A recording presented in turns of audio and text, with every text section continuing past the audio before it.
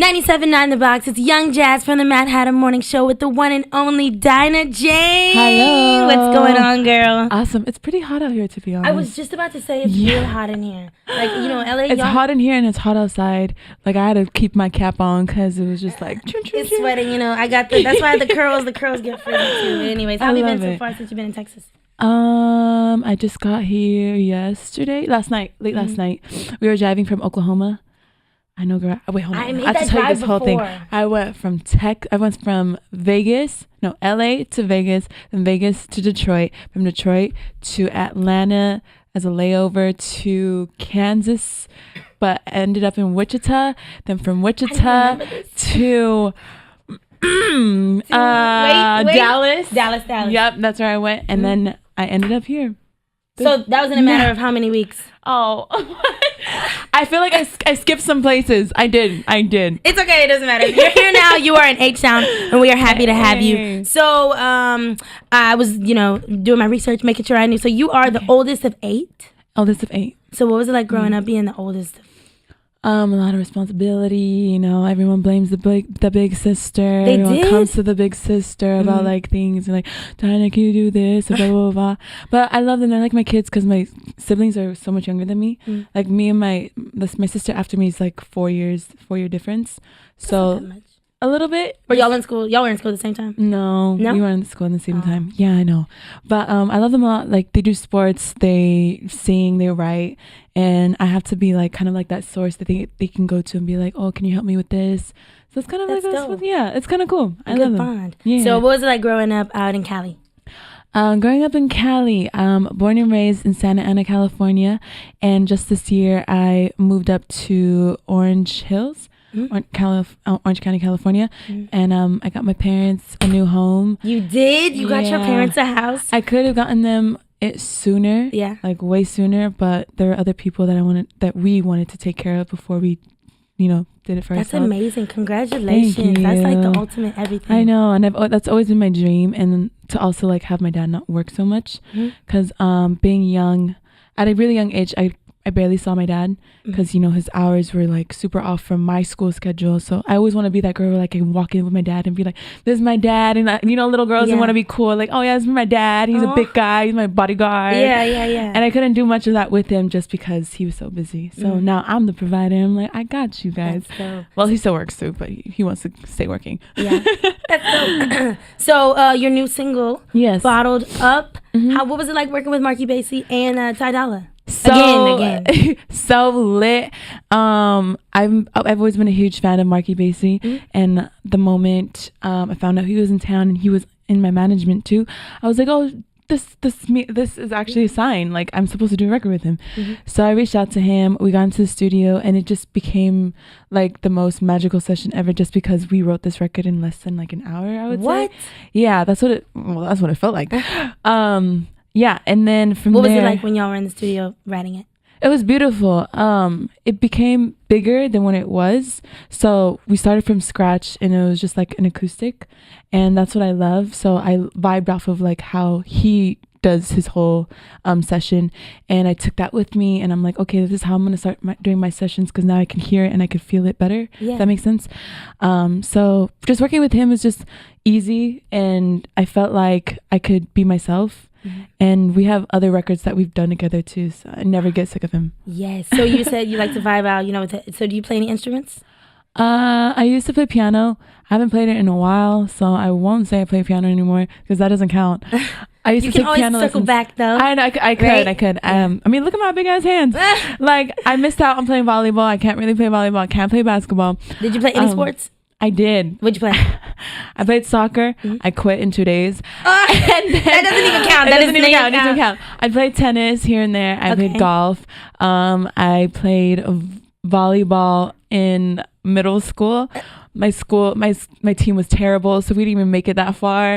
But I was on the varsity team. Okay, see, 18. Right. That's all that matters right there. 18. I was a great server. I did the serves. I did the hops. Yeah, you look athletic. Like I'm like, okay, she could definitely ball or play volleyball or something like that at least. Thanks. So the single Bottled Up, I saw the video already too. The video is super dope. And then it's just a lyric video, so I'm just like, I just want people to get familiarized with the lyrics, and then from there we can just like take it up a notch. And then so has there ever been anything that you kept bottled up that like when you finally let it out you're like, oh, I should have just yeah. Oh wait, it's still bottled up, isn't it? It's still bottled up. Yeah, maybe. I have moments. I feel like everyone goes through like things, but they don't really. It's like hard for them to confess to somebody just because for them they don't want to step on their toes, and does that make sense? Explain a little more. Like you don't want to hurt them, so I don't want to hurt them. I don't want to hurt them, so I bottle up things that bug me about like their actions or something that they've done to me. So I just sit back and be like, I just let you slide. I'll let you slide. Keep letting them slide. But you gotta release that. You know what? I know. But then like towards the end, when you just get fed up. It's just like 1, 2, 3, and just gets to the top. But then that's the explosion. Like, that's when the bottle pops. That's when the bottle pops. No, literally, and then I have a bad habit of doing that. So yeah, I no more. You work on it. It's okay. We all working on stuff. Do you watch Insecure by any chance? No, I don't. But people keep telling me to watch it. I've not had time. Of course, you recommend it? Yes. So I was gonna. What season? Season 3. There's 3 seasons already? Yes. I have time to catch up. So this last episode, everybody was talking about, even though you don't watch, it's okay. So about ghosting. Okay. So the main character, she was talking to this guy, and then, they slept together maybe once. It was actually at Coachella on the Ferris wheel. It was wild. It was wild. And so then after that, he ghosted her for a week or so. He goes where? He ghosted her. He didn't respond to her. He didn't talk to her anything. After that incident? Yes. So do you think that if you're not interested in someone, it's all right to be like, I'm just not going to talk to you because I'm not feeling you? Or do you feel like you need to be like, hey, it was cool, but I'm not into you? Do you believe in ghosting? You be ghosting people. You be ghosting people all the time. There it is. That was the bottled up confession. You be ghosting people, and now we all know. I'm out. Okay. I don't always ghost. I don't always ghost because I want to kind of... Let me fix this microphone real quick. I don't always ghost. Just because I'm afraid of hurting their feelings. Like, what hurts more? Like, what's better is just walking away without saying nothing. No, it's not. Because he could have thought it was all good. Like, we was all good. And then you just... And then, okay, it's 2018. Social media. People see you on Instagram stories, Snapchat. You have your phone. Yes, true. But it depends on the situation. There are some people that I've never ghosted before. I'm like, I just let it go. And I've done a hangout before where I went kind of on a date with somebody. And then after that date, I just didn't really feel like there was no need of going further. Yeah. But he kept reaching out and I was just like, I don't know. You went on another date. You went on another date. I went with someone else on another date just because I wasn't feeling it. Like, I'm kind of, if that makes sense, you're kind of wasting time. Right. Does that make sense? Right. So it would hurt me more personally, to say something to them, like, hey, this is kind of bothering me, or hey, I don't know if I see anything with us going any further. It hurts more for me to say that because of the reaction, because then you end up staying. It's true. Yeah. You end up staying. You end up staying because they literally bribe you into well, come here, let's meet up. Let's just talk about it. All right. You come over and you're stuck. You're right. You're stuck. Right.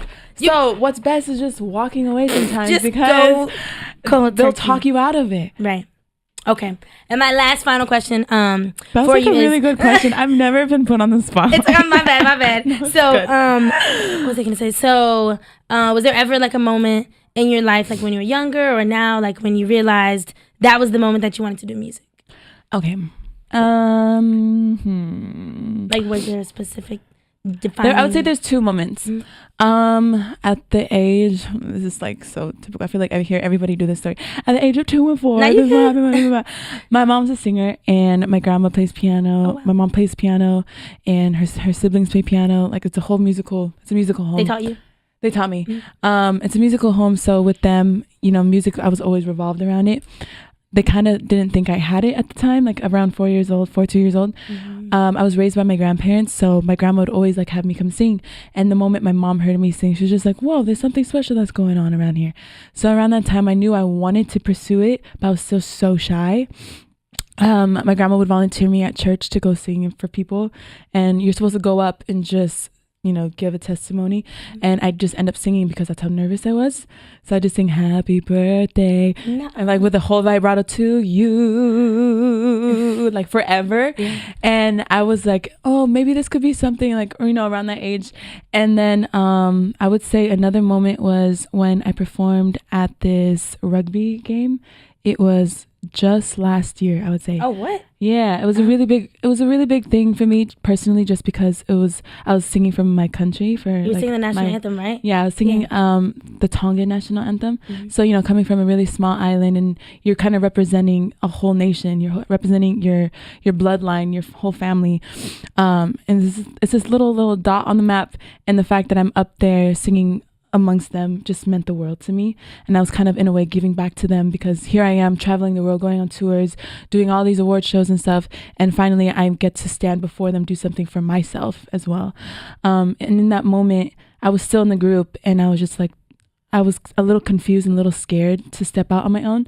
But in that exact moment I knew there was more of a purpose to doing this. Oh, I'm so proud of you. That's amazing. Thank you so much for sharing that with me. Thank you so much for stopping by. I'm so happy for you. And I know you're going to be amazing, doing way more amazing things. I appreciate it. Right now, too. Thank you. It's 97.9 The Box. Young Jazz Mad had a morning show. Yay. Gang.